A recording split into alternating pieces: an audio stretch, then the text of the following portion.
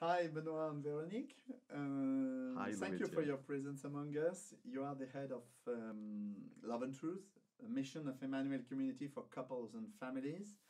Love and Truth started about 40 years ago. Now they organize retreat, weekends, and sessions for couples. Those who want to get married, for couples who want to take care of their love, also split and or divorced couples. So the areas of work are very wide. However, to be in charge of Love and Truth, you might be a perfect couple, aren't you? Of course. Ask our children. Yeah. They will say something else, I think so. Yeah. Well, no, the key is that we've been married for more than 33 years, so we have a bit of experience in the matter. The engine to get involved into that mission is more the will of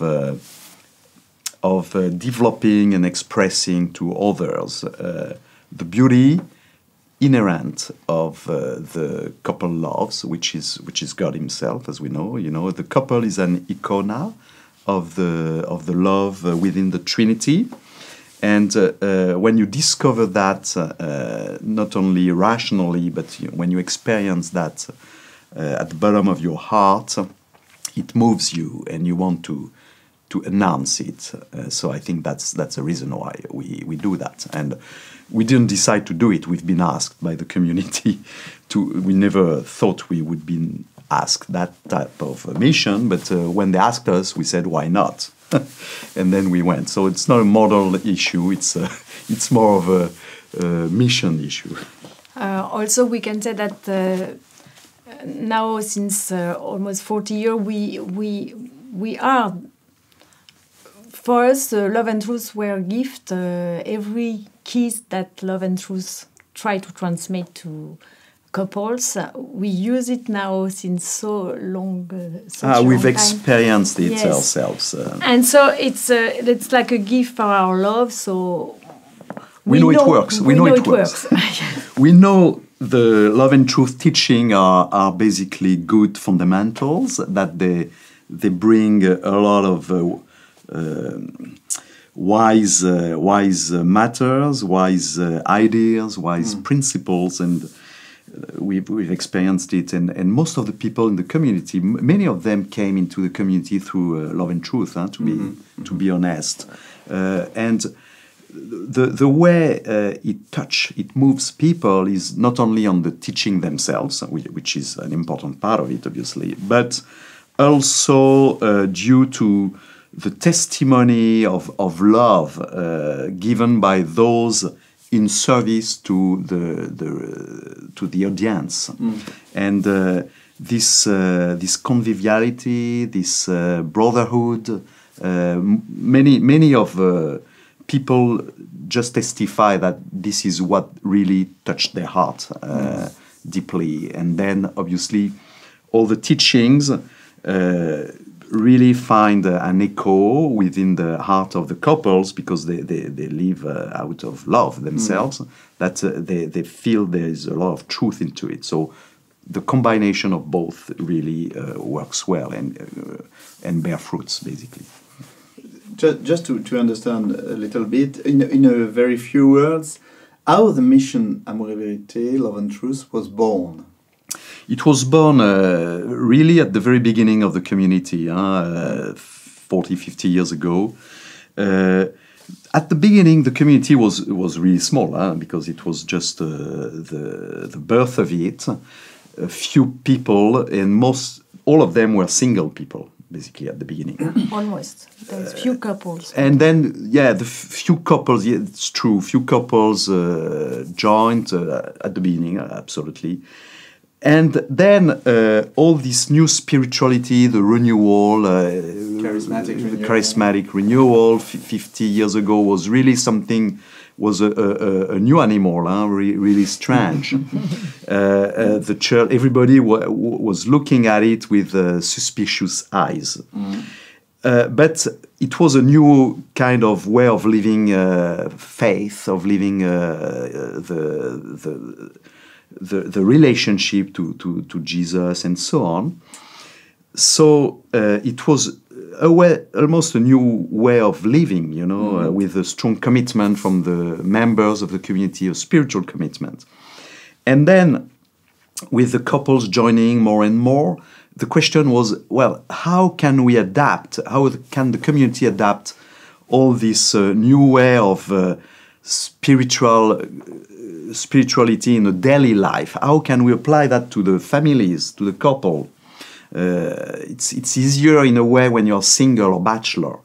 And then the first couple started to think about it and to go deeper into this matter in order to see if it's, first of all, compatible with the current life, and to propose to couples an adequate way of living it, because it's not that easy. You have to take care of your kids before taking care of God, in a way. If the baby is crying, you cannot say, well, I'll take care of him later, I go pray and then we'll see, you know, impossible. So that's very caricatural, but it explains it. And then, so Pierre Goursat asked, the Father Caffarel, an expert in family matters, and they worked out with Les Cata as well this question, and they came up with the name Love and Truth, Amour et Vérité in French. Love first, truth, and combination of both from the psalm.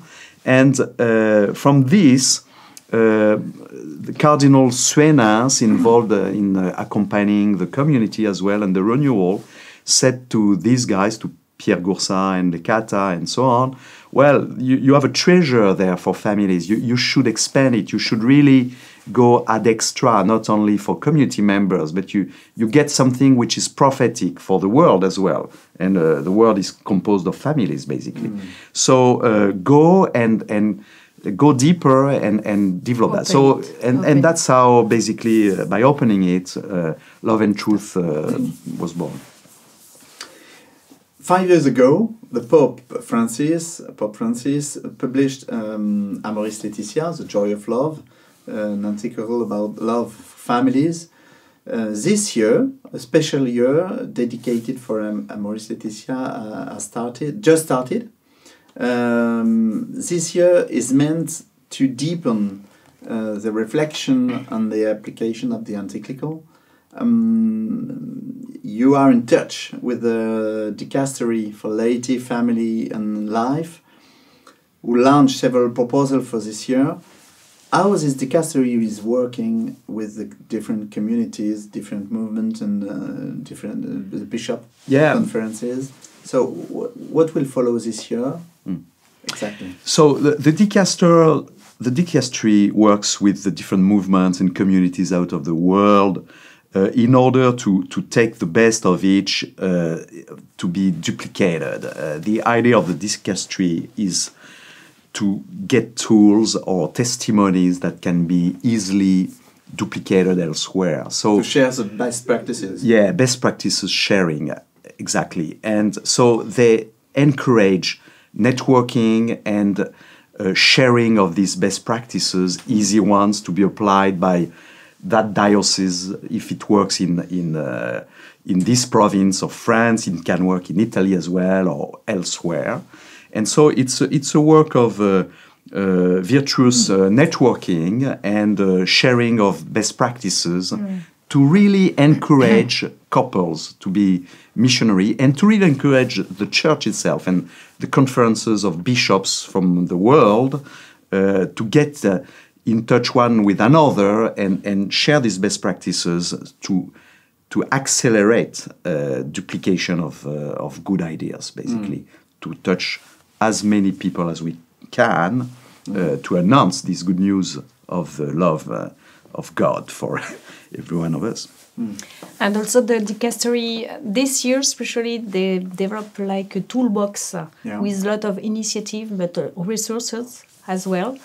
Like the Pope's going to do 10 videos about Amoris Laetitia. He's going to read chapters, explain these chapters, and then some couples will give their testimony about that.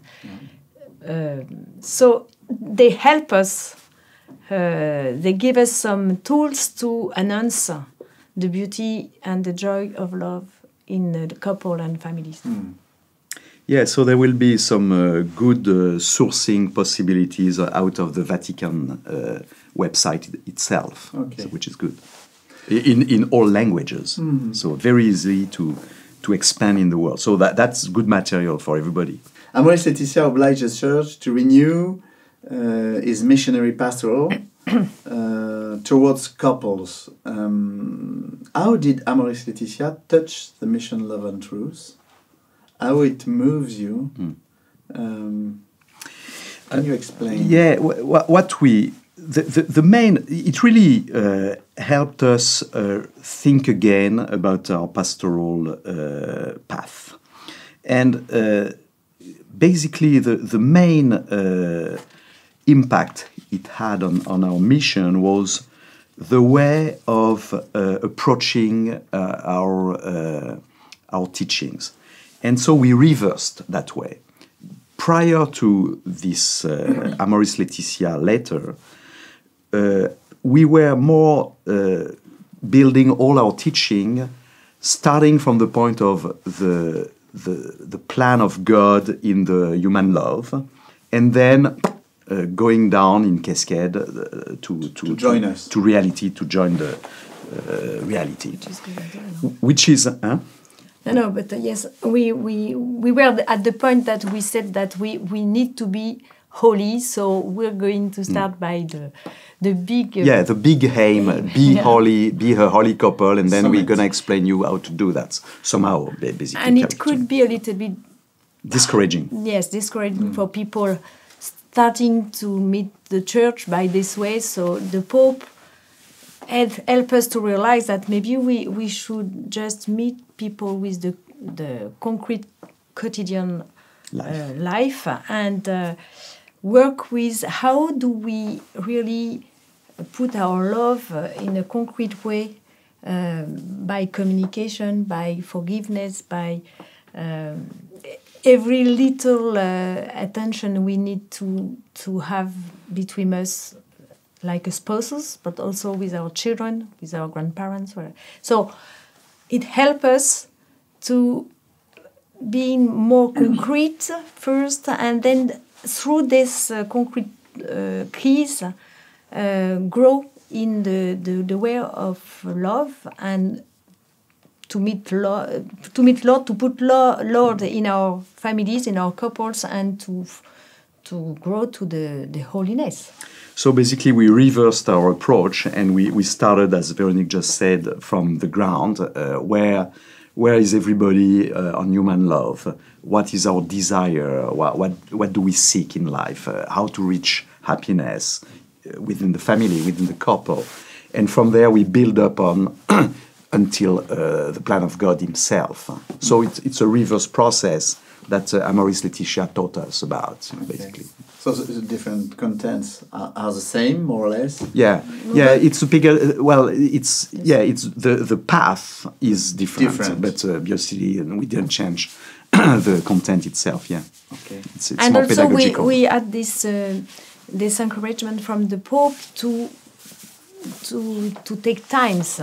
This is a way to not just one time, short time, one shot, and then you stop. No, how do we try to walk with people? Yes. Accompany people. Accompany people. Yes, as the Pope says, the time is more important than the space, and so we realize that as well. And instead of trying to do, even though it's good for the. It's good to have a one-shot big event, but this is not necessarily as fecund, as fruitful as going deeper but longer with the same people. And this requires more effort somehow, but it's more fruitful, basically. Okay. So we realized that as well. Maybe another point is that the Pope, the Amoris Laetitia, there is three big things that he help us to live in our current life. He asks us, how do we live our faith as a couple?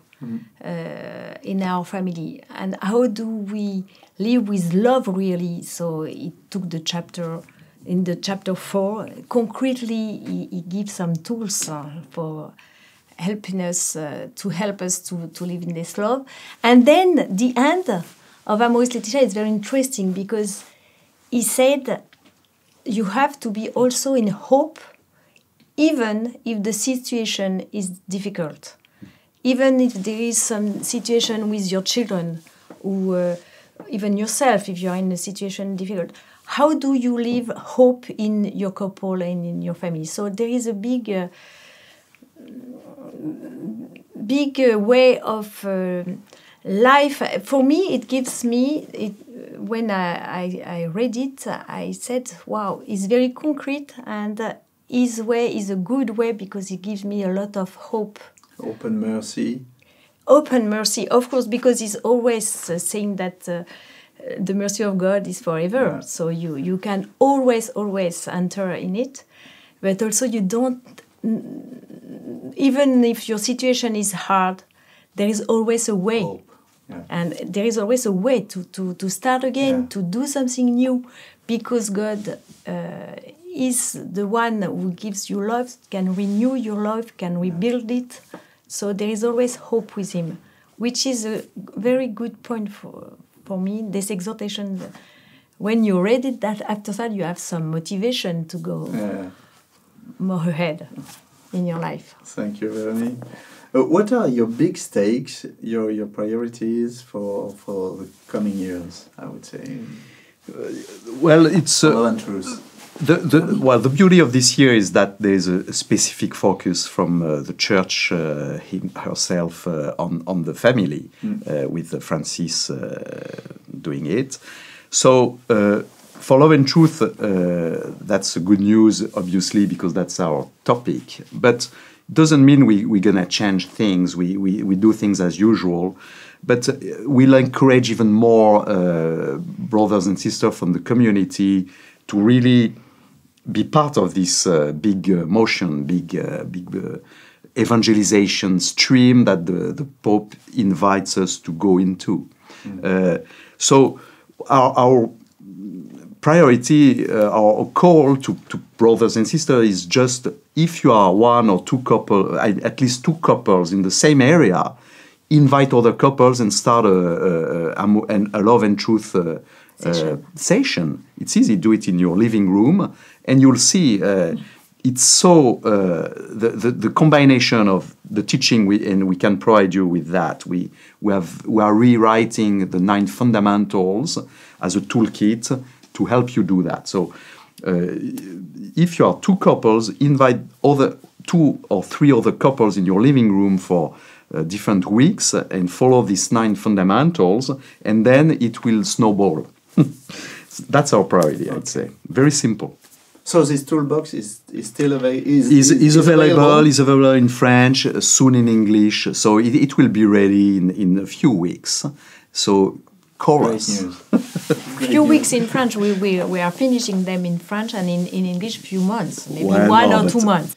Today, less and less couples are staying together. We could say that references are more fade in society, and we get the impression that the message of the church on sexuality, for instance, is not heard at all anymore.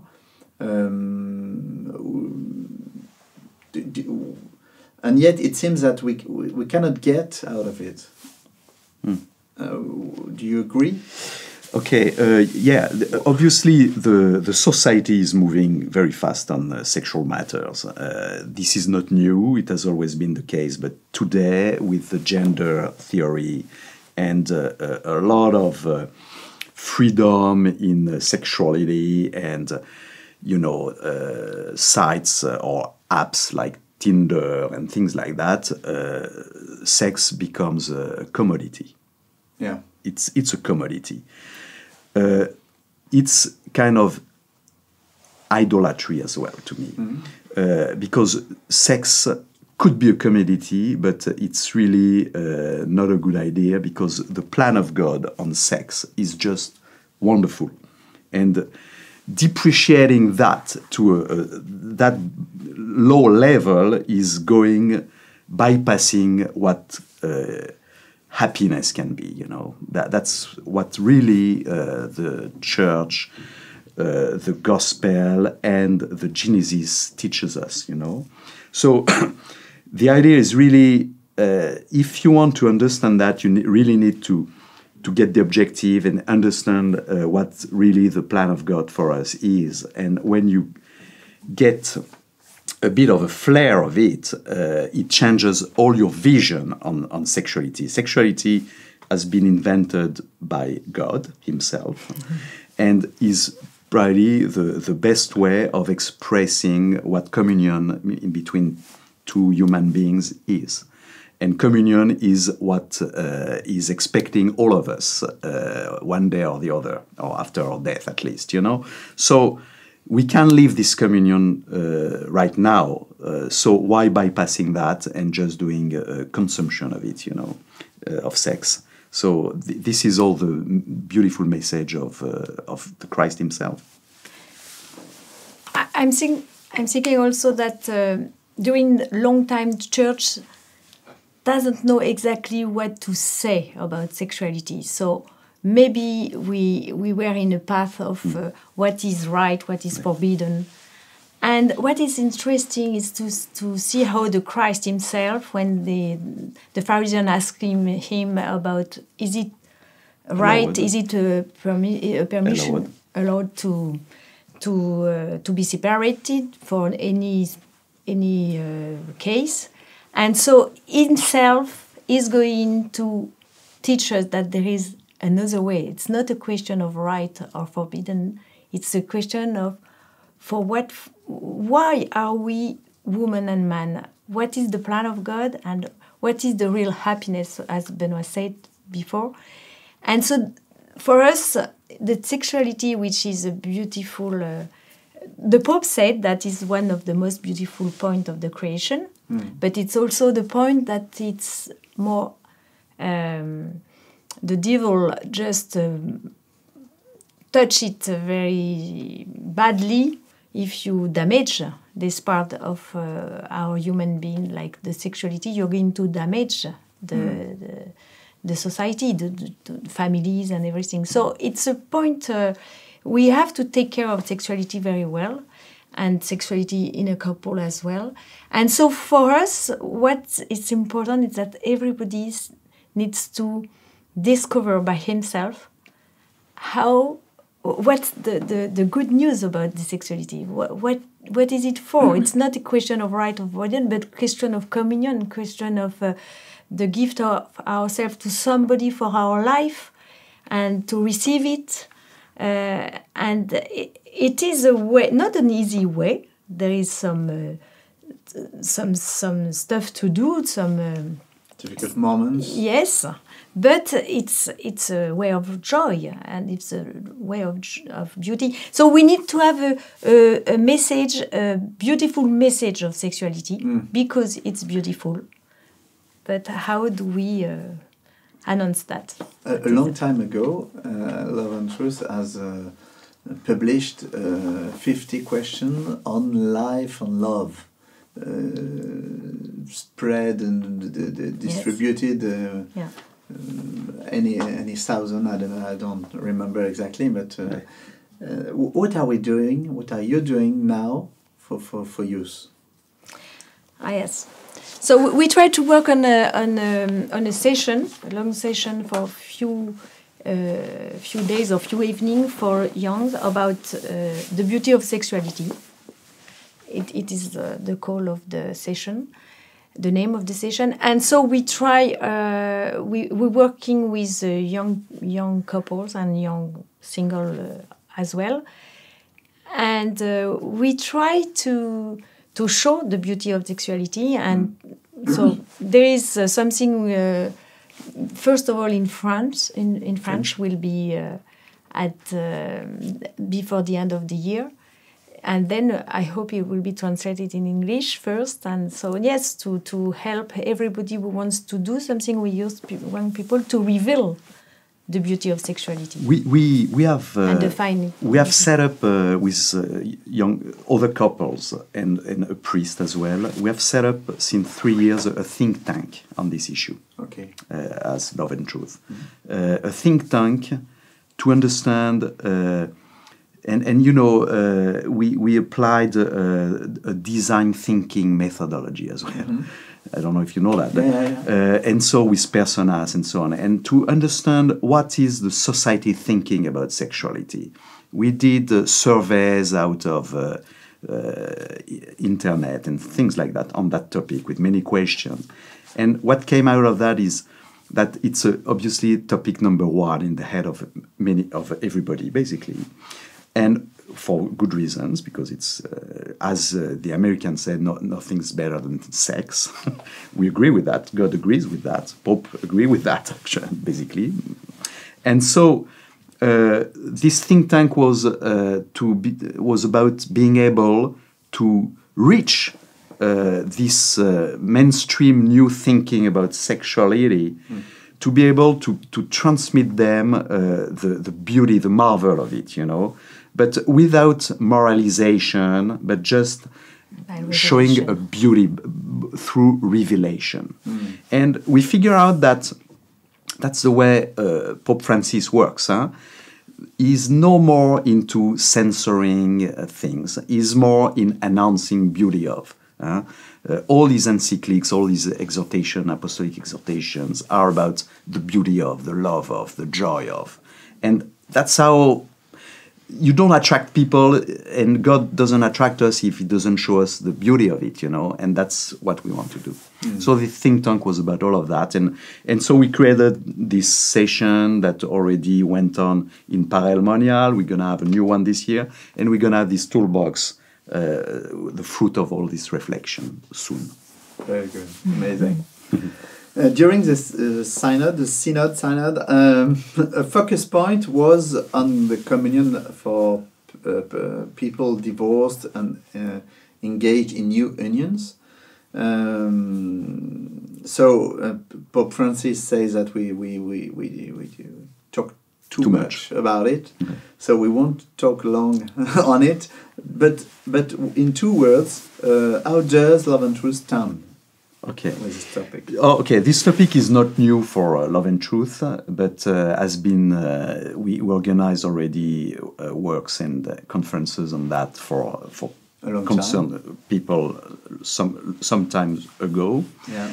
What we changed since this Apostolic Letter exhortation was we realized that it was more important to make longer sessions in the time to accompany people, and not just a short session of 4 days and then let them go.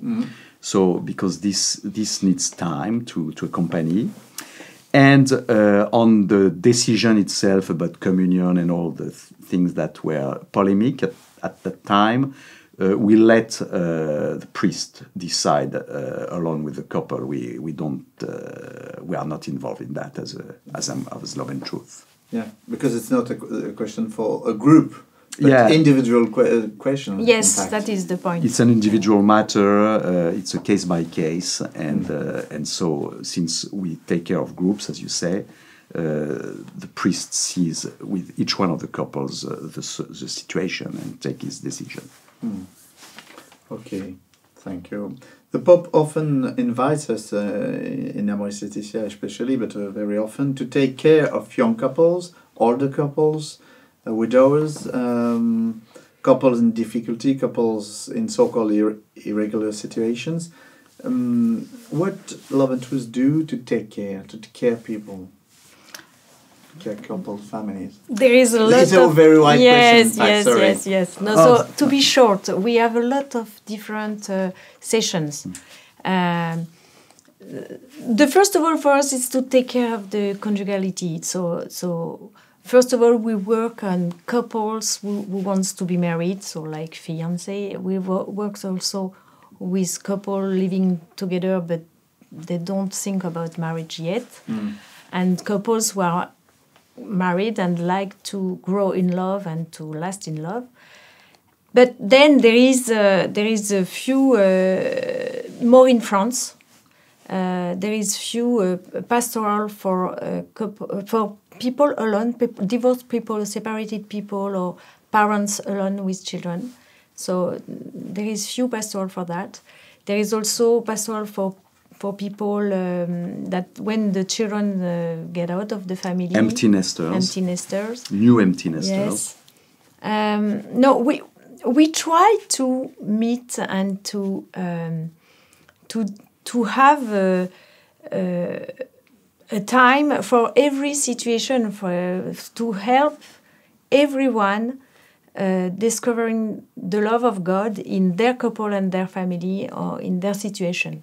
So that's the point of Amoris Laetitia. It's so love and truth. It's to give to everybody the possibility of meet the Lord in their situation and to have a way with Him and grow with His love in his life, in her life.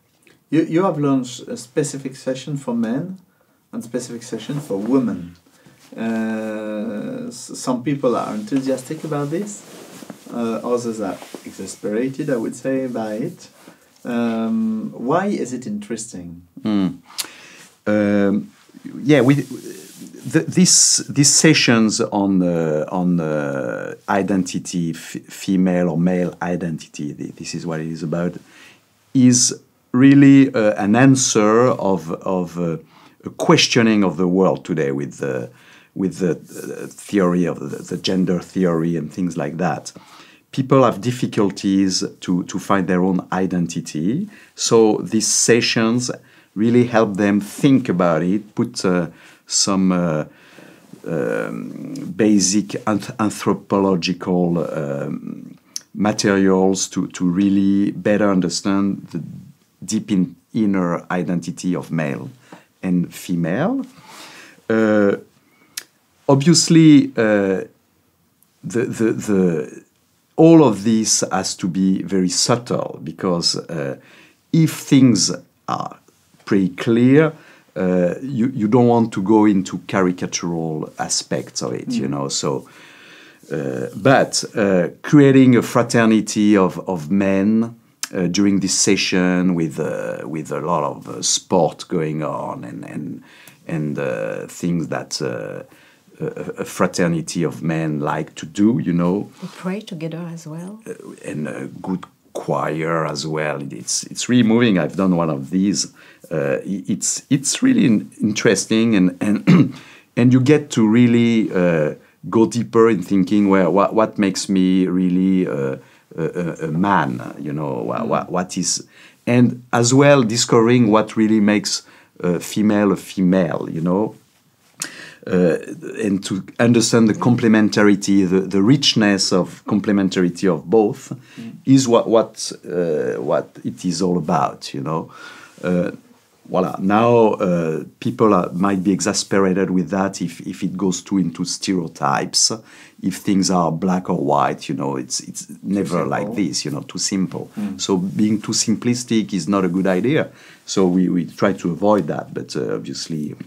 Yes, we do have to work on that more and more, but I think it could be it's important if we want this, to live a communion between woman and man.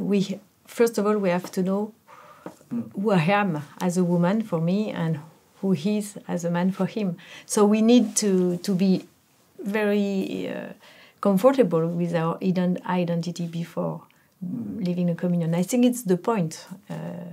With this kind of session. So, Véronique, you are committed in Essentiel, which is for women. Yes, for women. What kind of fruit do you see? What I saw, we had 4 sessions, I think so. First of all, there is a lot of single women, married women, divorced women, and some consecrated women came at this session. So all of the situation could be here, and what I saw, it's you get out by being happy being a woman, and you realize that maybe there is some, because in our society I think I think that women sometimes because we want to do everything that the men used to do, we can become a little bit masculine. We can we are not really. We can lose some femininity of us. So the first of all was to realize the beauty of the femininity and how these differences that we have a lot of stuff in common, but for the few points that we are our specificity because we are women, it could be a very good complementarity with the men. And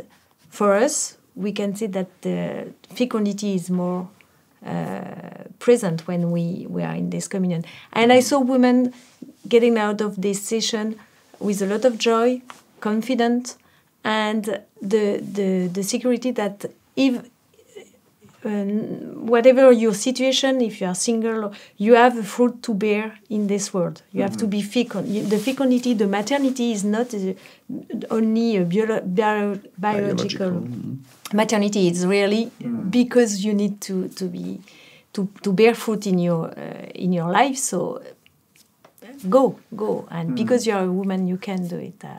And it's the same for men. Yeah. So it helps people to be themselves. I without so. pressure. Yes. Yeah, it's a way of going into the encounter of oneself, taking awareness of what is what's intrinsic to its identity as a man or as a woman, and to get self-confidence about that.